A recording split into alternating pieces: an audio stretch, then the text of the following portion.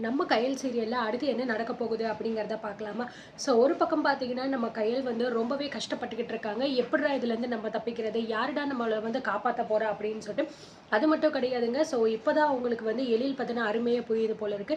So நீங்க எங்க இருக்கீங்க எழில்? என்ன வந்து காப்பாத்துவாங்க அப்படின்னு சொல்லிட்டு பார்த்தீங்கன்னா, நம்ம கயலுமே வந்து ரொம்பவே ஃபீல் பண்ணிக்கிட்டு இருக்காங்க. அதுவும் அவங்களுக்கு வந்து சாப்பாடு, தண்ணி எதுவுமே குடுக்காம வந்து அடைச்சு வச்சிருக்கிறதுனால, அவங்களால பார்த்தீங்கன்னா எதுவுமே வந்து பண்ண முடியல. ஏற்கனவே ஒரு தடவ தப்பிச்சு போக ட்ரை பண்ணியிருப்பாங்க. பட் ஆனா வந்து கடைசியில அது வந்து எதுவும் முடியாம போனதுனால, மறுபடியும் அந்த ரவுடிக கிட்டயே வந்து மாட்டிட்டாங்க. ஸோ இந்த சிவசங்கரியும், தீபிகாவும் பார்த்தீங்கன்னா, அப்பப்போ வந்து பார்த்துட்டு போவாங்க. உயிரோட இருக்காளா? என்ன பண்ணிக்கிட்டு இருக்கா? அப்படின்னு சொல்லிட்டு வேணும்னே பார்த்தீங்கன்னா, வெறுப்பேத்துற மாரி இந்த சிவசங்கரி நெறைய விஷயங்கள் அங்க வந்து பண்ணிக்கிட்டு இருப்பா. ஸோ உண்மையிலே சொல்லணும்னா, இந்த சிவசங்கரி அது எல்லாத்துக்குமே சேர்த்து பயங்கரமா வந்து அனுபவிக்க போறா. அது மட்டும் நல்லாவே வந்து தெரியுது. பத்தாததுக்கு இந்த தீபிகா வேற கூட சேர்ந்துக்கிட்டு இருக்கா. அண்ட் இப்போ தான் வந்து எழிலுக்கு என்ன ஆச்சு அப்படிங்கிற விஷயம் ஒட்டுமொத்த குடும்பத்துக்குமே வந்து தெரிய வந்திருக்கு. ஸோ இதுக்கான காரணம் பாலு தான் அப்படின்னு சொல்லிட்டு வந்து அன்பு வந்து பாலு மேல பயங்கரமா வந்து கோவப்படுறாரு. இந்த விஷயம் இன்னும் மூர்த்திக்கு வந்து தெரியாது. சும்மாவே பார்த்தீங்கன்னா, தனத்தோட குடும்பத்த வந்து நம்ம மூர்த்தி கேவலப்படுத்திட்டு தான் இருப்பாரு. இங்க வரக்கூடாது அப்படி இப்படின்னு சொல்லிட்டு என்னென்னமோ சொல்லிக்கிட்டு இருப்பாரு. ஸோ அவங்களே வந்து பேச வந்தாலுமே மூர்த்தி வந்து கண்டுக்காம ரொம்பவே வந்து கேவலப்படுத்தி திட்டுவாரு. இந்த நிலைமையில பாலு தான் இந்த பிரச்சனை எல்லாத்துக்குமே காரணம் அப்படின்னு தெரிஞ்சுச்சு அப்படின்னா, மூர்த்தி என்ன பண்ண போறான்னு தெரியல. ஏற்கனவே அப்படி கோவப்பட்டு சிவசங்கரிய போய் வெட்ட போறதுனால தான் வந்து போலீஸ் ஸ்டேஷன்ல கூட்டிட்டு போயிட்டு அரெஸ்ட் பண்ணி உள்ள வச்சிருப்பாங்க.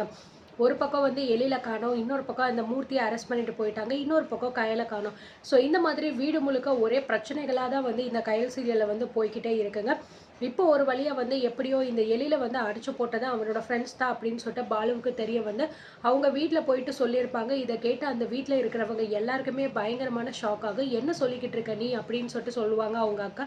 "ஆமாக்கா, யாருன்னே தெரியாத இந்த நேரத்துல தான் வந்து இப்படி அடிச்சிருக்காங்க. என்ன மன்னிச்சிடுங்க" அப்படின்னு சொல்லும்போது, "எவ்வளோ ஈஸியா மன்னிச்சிடுங்கன்னு சொல்லிட்டு எப்படி உங்களால வந்து சொல்ல முடியும்? இந்த வீட்ல உங்களால எவ்வளோ பெரிய பிரச்சனைலாம் போய்க்கிட்டு இருக்குன்னு தெரியுமா? ஸோ என் பொண்ண வந்து எவ்வளோ தூரம் கேவலப்படுத்தியிருக்காங்கன்னு தெரியுமா உங்களுக்கு?" அப்படின்னு சொல்லிட்டு காமாட்சி வந்து அழுகுறாங்க. எனக்கு புரியுது அத்தை எல்லாமே. ஆனா இவ்ளோ பெரிய பிரச்சனை ஆகும்ன்னு சொல்லிட்டு கண்டிப்பா நாங்க வந்து எதிர்பார்க்கல அப்படின்னு சொல்லும்போது, "என்னப்பா நீங்க வந்து பண்றத பண்ணிட்டு இவ்ளோ அசால்ட்டா வந்து பேசிக்கிட்டு இருக்கீங்களே! உங்களால இன்னைக்கு ஒரு குடும்பமே வந்து இப்படி நடு தெருவுல நிக்கிற நிலைமைக்கு ஆயிருச்சு. நீங்க மட்டும் அன்னைக்கு அந்த ஒரு விஷயத்த பண்ணாம இருந்திருந்தீங்க அப்படின்னா, கண்டிப்பா வந்து எங்க மாப்பிள வந்து கோவம் போனோனே வந்திருப்பாரு. நாங்க பேசி அவர சமாதானப்படுத்தி கூட்டிட்டு வந்திருப்போம். ஆனா நீங்க என்னடான்னா, அவர வந்து உங்க உங்க உங்க பகைய தீர்த்துக்கணும் அப்படிங்கிறதுக்காக அவர அடிச்சு தூக்கி போட்டுட்டீங்க. இப்ப அவரோட நிலைமை என்ன ஆகும் அப்படின்னு கூட தெரியல. அவர் எங்க இருக்காருன்னு கூட உங்களுக்கு தெரியல. நீங்க பாட்டுக்கு அடிச்சு போட்டுட்டு உங்க இஷ்டத்துக்கு வந்து போயிட்டீங்க. அதுவும் போதையில இருந்தீங்கன்னு சொல்றீங்க. குடிச்சா உங்களுக்கு வந்து என்ன பண்றோம், ஏது பண்றோம்ன்னு கூட வந்து தெரியாதா? ஒருத்தர அடிக்கிறதுக்கு முன்னாடி அவங்களுக்கு குடும்பம் இருக்கு அப்படின்லாம் வந்து யோசிக்க மாட்டீங்களா? அப்படிங்கிற மாரிலாம் வந்து காமாட்சி கேட்குறாங்க. நீங்க பண்ண இந்த ஒரு விஷயத்தினால என் பொண்ணோட வாழ்க்கை எந்த நிலைமையில இருக்குன்னு உங்களுக்கு தெரியுமா?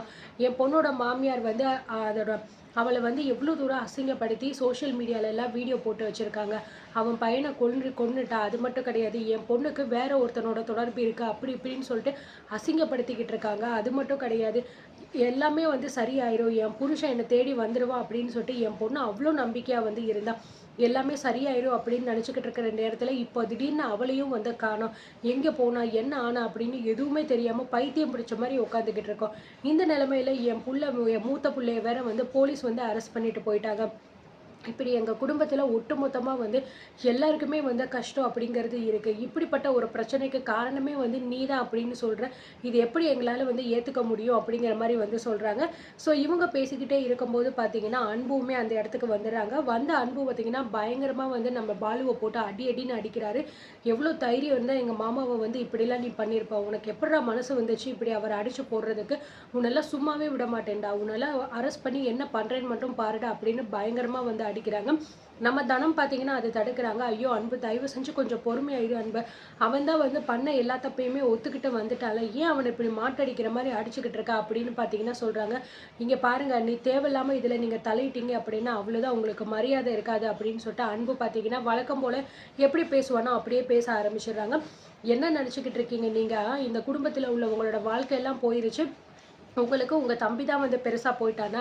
மாமாவுக்கு இந்த நிலைமை ஆனதுக்கு காரணமே வந்து இவன் தான். அப்படி மட்டும் இவன் பண்ணாம விட்டிருந்தான் அப்படின்னா, இன்னைக்கு கயலக்கா இவ்ளோ கேவலப்பட்டு, அசிங்கப்பட்டு இருக்கணும் அப்படிங்கிற அவசியம் கிடையாது. கயலக்கா இந்த குடும்பத்துக்கும் சரி, உங்களுக்கும் சரி எவ்ளோ விஷயம் பண்ணியிருக்காங்க. ஆனா அதெல்லாம் மறந்துட்டு, உங்க தம்பி தான் உங்களுக்கு ஒசத்தி அப்படிங்கிற மாரி நீங்க பேசிக்கிட்டு இருக்கீங்களா? அப்படிங்கிற மாரி சொல்றாங்க. ஐயோ! அன்பு நான் அப்படிலாம் வந்து சொல்லல. கயல பத்தி எனக்கு நல்லா தெரியும். கயல் தான் எனக்கு எல்லாமே பண்ணியிருக்கா. நான் இல்லன்னு சொல்லல. அதுக்காக நீ இவன போட்டு இப்படி அடிக்கிறதுனால உனக்கு என்ன ஆகப்போகுது? அப்படிங்கிற மாரி சொல்றாங்க. அது மட்டும் கிடையாது. என் தம்பிய எலில எங்க இருந்தாலும் கண்டுபிடிச்சு குடுக்குறேன்னு சொல்றாரு. அப்போ நீ அமைதியா இருக்கலாம்ல அப்படின்னு சொல்லும்போது, இதுக்கு மேல அமைதியா இருக்கிறதுக்குலாம் எதுவுமே கிடையாது. இவன போலீஸ் ஸ்டேஷனுக்கு கூட்டிட்டு போய் அடிக்கிற அடியில இவனே வந்து உண்மைய சொல்லணும். இவன ஆயுசு முழுக்க இவன ஜெயில்ல போட்டு இவன என்ன பண்றேன்னு மட்டும் பாரு அப்படின்னு சொல்லும்போது, ஐயோ! அன்பு எதுக்காக இப்படிலாம் நீ வந்து பண்ணிக்கிட்டு இருக்க? எதுவா இருந்தாலும் கொஞ்சம் பொறுமையா இருப்பா அப்படின்னு சொல்லும்போது, இங்க பாருங்க நீ உங்க தம்பி அப்படின்னு சொல்லிட்டு நீங்க இந்த மாரிலாம் வக்காலத்து வாங்கிட்டு இருந்தீங்க அப்படின்னா, அவ்வளோதான். நான் என்ன பண்ணுவேன்னு எனக்கு தெரியாது. பேசாம உங்க வேலை என்னமோ அத மட்டும் பார்த்துட்டு இருங்க. அது மட்டும் கிடையாது. இந்த விஷயம் இன்னும் ஜெயில்ல இருக்கிற அண்ணனுக்கு வந்து தெரியாது. ஒரு வேள அண்ணனுக்கு இந்த விஷயம் தெரிஞ்சா கூட, இதோ நிக்கிறானே இவன வந்து சும்மாவே விட மாட்டாரு. அவரே போட்டு அடி அடின்னு அடிப்பாரு. உங்களுக்கே நல்லாவே தெரியும். அப்படி இருக்கும்போது என்ன மட்டும் எதுக்கு நீங்க பொறுமையா இருக்கீங்க? ஒரு போலீஸ்காரன் குடும்பத்துல இருக்கிற ஒருத்தவங்கள வந்து அடிச்சு கொடுமைப்படுத்தியிருக்கா அப்படின்னா, இவன் எப்பேர்ப்பட்ட ஒரு ஆளா இருந்திருப்பா. மாமா கூட முன்னாடி இவன பத்தி சொன்னதெல்லாம் நான் பொய்ன்னு தான் நெனச்சுக்கிட்டு இருந்தேன். ஆனா இப்பதான் வந்து தெரியுது உண்மை அப்படின்னு சொல்லிட்டு.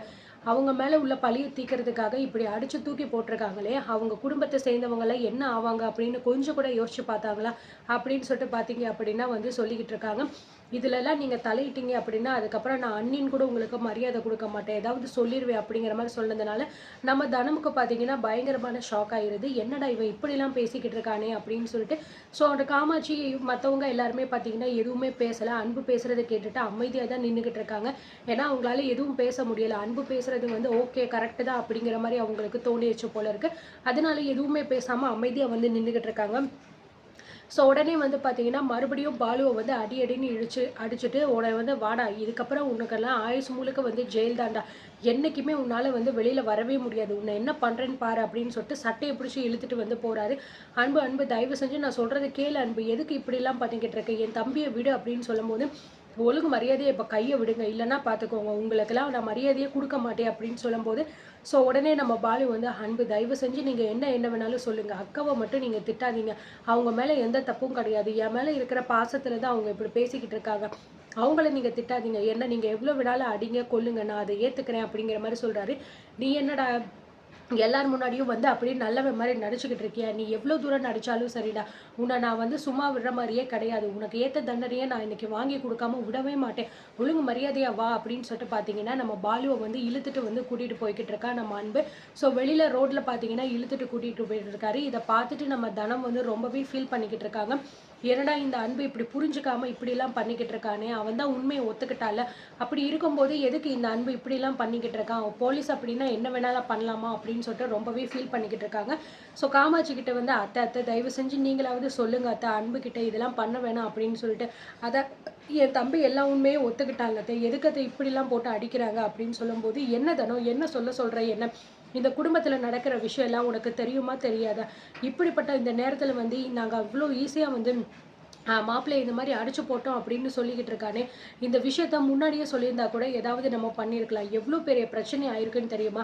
இதனால நம்ம குடும்பம் வெளியில தல காட்ட முடியாம கயலுக்கு இவ்ளோ பெரிய அசிங்கப்பட்ட பேரெல்லாம் வந்திருக்குன்னா, அதுக்கு காரணமே வந்து இதுதானே! இதுதானே ஆரம்பமே! அப்படி இருக்கும்போது எப்படி என்னால அமைதியா இருக்க முடியும்? பத்தாததுக்கு இப்போ மூர்த்தி வேற வந்து கோவப்பட்டதுனால அவன் வேற ஜெயில்ல போய் உட்காந்துருக்கான். கயலுக்கு என்ன ஆச்சு அப்படின்னே தெரியும். ஒரு பொம்பள பிள்ளை இப்படி காணாம போயிருக்கா. இவ்ளோ விஷயம் நடந்திருக்கு. இன்னமும் நீ வந்து உன் தம்பிய காப்பாத்துறதிலே இருக்க தனம் அப்படிங்கிற மாரி சொல்லும்போது, ஐயோ! அத்தை நான் அப்படிலாம் வந்து சொல்லல அத்தை. கொஞ்சம் பொறுமையா இருந்தா தானே நம்ம அடுத்து எப்படி கண்டுபிடிக்கலாம் அப்படின்னு யோசிக்க முடியும். அன்பு இப்படி அவசரப்பட்டு அடிச்சு இழுத்துட்டு போனா என்னத்த பண்ண முடியும் அப்படின்னு சொல்லும்போது, "இங்க பாரு தனம், நீ வந்து பண்றது எல்லாமே சரி அப்படின்னு சொல்லிட்டு சொல்லிக்கிட்டு இருக்காத. என்ன பொறுத்தவரைக்கும் உன் தம்பி பண்ணது வந்து முழுக்க முழுக்க தப்பு. என்னதான் வந்து ஒருத்தவங்க மேல பகை இருந்தாலுமே இந்த அளவுக்கு பண்ணணும் அப்படின்னு என்ன அவசியம் இருக்கு? அவர அடிச்சு போட்டதுல அவர் என்ன ஆனாரு? எப்படி எப்படி இருக்காருன்னு கூட வந்து தெரியல. இப்படி இருக்கும்போது நம்ம எங்கேன்னு போய் நம்ம அவர வந்து தேடுறது அப்படின்னு சொல்லிட்டு பார்த்தீங்கன்னா, நம்ம காமாட்சி ரொம்பவே ஃபீல் பண்ணிட்டு உள்ள போயிடுறாங்க. ஸோ தனம் பார்த்தீங்க அப்படின்னா, பாலுவ இப்படி அடிச்சு இழுத்துட்டு போயிட்டாங்களே அப்படின்னு நினைச்சு ரொம்பவே ஃபீல் பண்ணிக்கிட்டு இருக்காங்க. அடுத்தடுத்து என்ன நடக்க போகுது? எப்படி வந்து இந்த பாலுவ வந்து வெளியில கொண்டு வருவாங்களா? இல்ல வேற ஏதாவது பண்ண போறானா இந்த அன்பு? ஸோ இந்த விஷயம் மூர்த்திக்கு தெரிஞ்சுச்சு அப்படின்னா, மூர்த்தி என்ன பண்ணுவான்? ஏன்னா நிச்சயமா மூர்த்திய பொறுத்தவரைக்கும் தனத்தோட குடும்பத்து மேல பயங்கர கோபம் இருக்கு. ஸோ கொஞ்சம் கூட பார்த்தீங்கன்னா, ஆரம்பத்தில வந்து மூர்த்திய மதிக்காததுனால, இப்போ வந்து மூர்த்திக்கு அந்த குடும்பத்த பார்த்தாலே வந்து புடிக்காமயே இருக்கு. சரியா பேசவும் மாட்டாரு. எரிஞ்சு எரிஞ்சு விழுவாரு. அப்படிப்பட்டவன் பார்த்தீங்கன்னா, எலில வந்து அடிச்சு போட்டான் அப்படின்னு தெரிஞ்சுச்சு அப்படின்னா, மூர்த்தி என்ன பண்ணுவான்னே தெரியாது. பயங்கர கோவத்தில வந்து இருப்பாரு. பாலுவ போட்டு அடிக்கிறது மட்டும் இல்லாம, கொல்ல கூட தயங்க மாட்டாருன்னு தான் தோணுது. அடுத்தடுத்து என்ன நடக்க போகுது அப்படிங்கிறத பொறுத்திருந்து பார்க்கலாம்.